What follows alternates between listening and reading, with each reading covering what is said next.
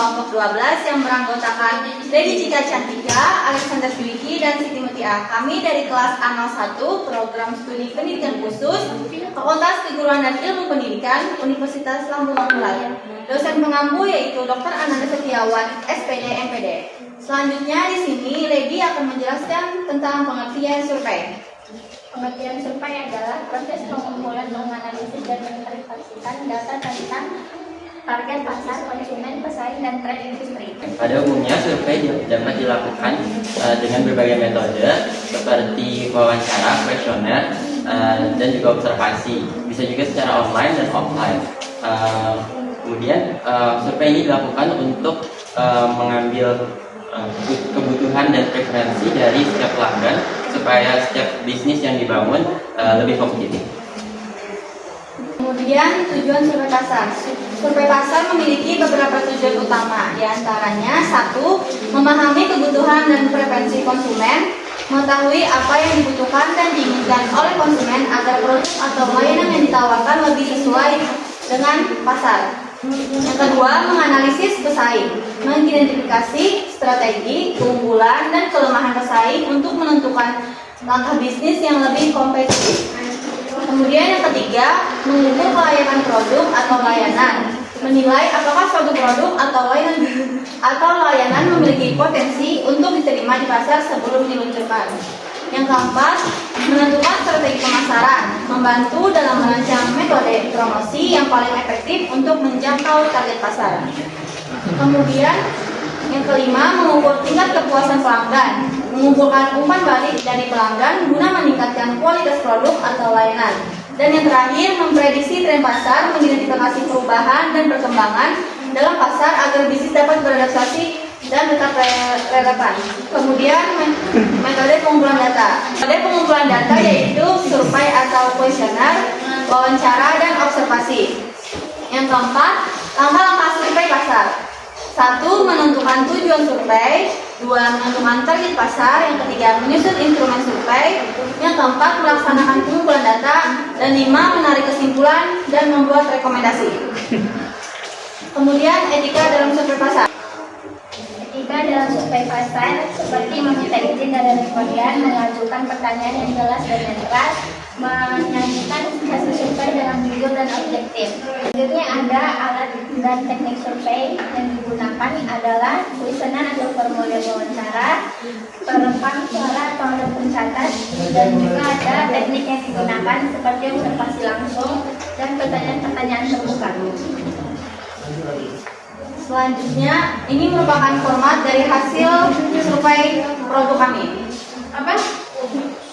Kami melaksanakan survei di tanggal 18 Februari 2025. Produk yang disurvei yaitu minuman es teh dan susu jelly. Lokasi survei di Jalan Barjat Amako, Loktabar Utara, Kecamatan Banjarbaru Utara, Kota Banjarbaru, Kalimantan Selatan. Metode survei yaitu offline. Jumlah respondennya 1, yaitu Bapak Iqbal. Kemudian hasil utama akan dibacakan oleh Lady. Hasil utama yang kami dapatkan dari Bapak Iqbal setelah survei produk kami, mendapat konsumen bisa mencapai 200 per hari, tetapi Bapak Iqbal menyebutkan belum pasti mendapatkan 15 juta dalam sebulan. Pendapatan ini mengalami kenaikan dan penurunan karena adanya faktor cuaca. Ketika musim hujan, Pak Iqbal mengalami penurunan pendapatan pada omset per harinya.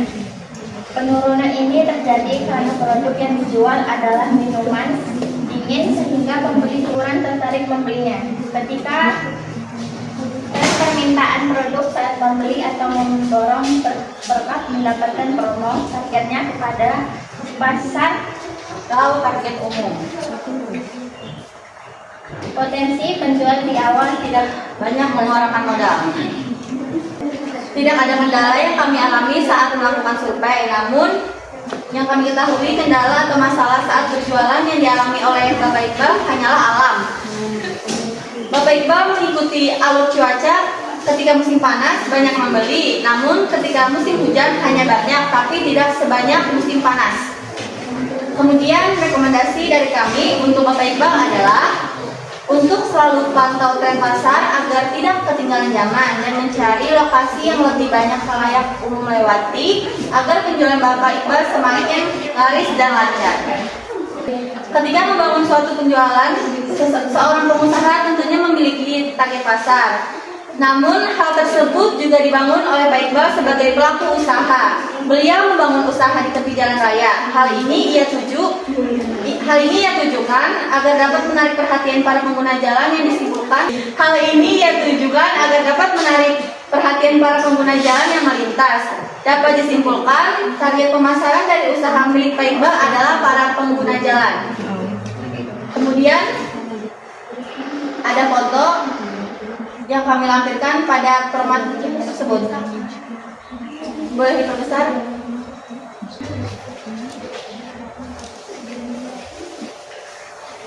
Di video ini nanti akan kami cantumkan video saat kami survei kepada Bapak Iqbal.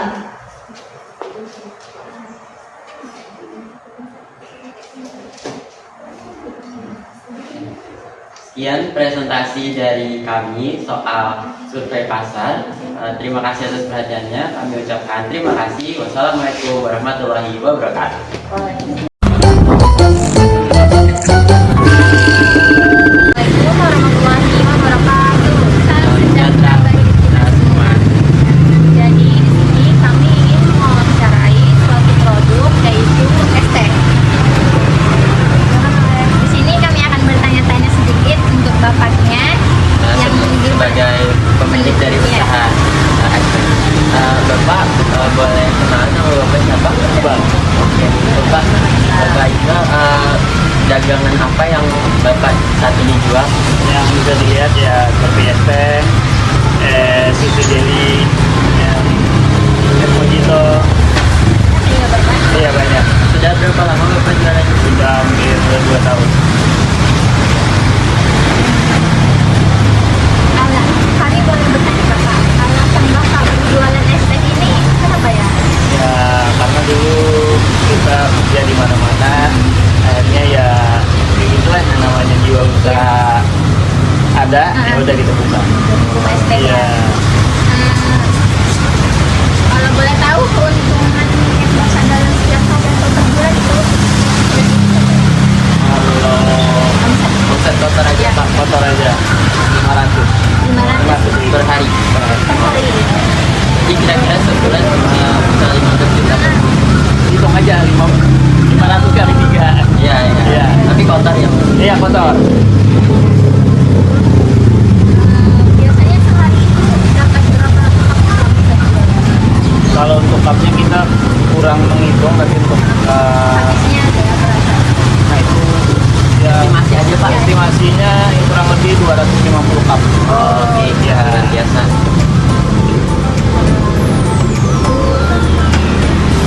Kalau boleh tahu biasanya ada kan yang beli banyak itu Hmm. dapat diskon nggak Pak? Itu sudah ada promo. Kita Ada kalau beli promonya? 3 10.000. Kalau beli 1 iya. baru 4.000 ya. Biasanya target pemasaran Bapak apakah ada khusus misalnya anak-anak atau Ada kita karena jalan umum kan Jadi orang-orang lewat ya.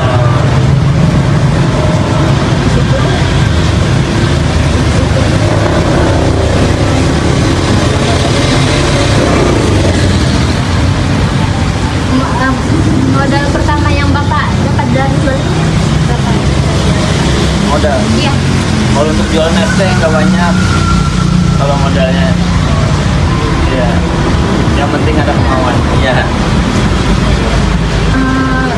Kan kemarin itu kan kena COVID ya. Jadi pendapatan yang COVID kemarin apakah Ada dampak juga Iya, Pak karena ada. Covid. Kalau kita sebelum covid kalau jualan es teh sebelum covid ya kalau di sini kalau yang sebelumnya jualannya di Banjar.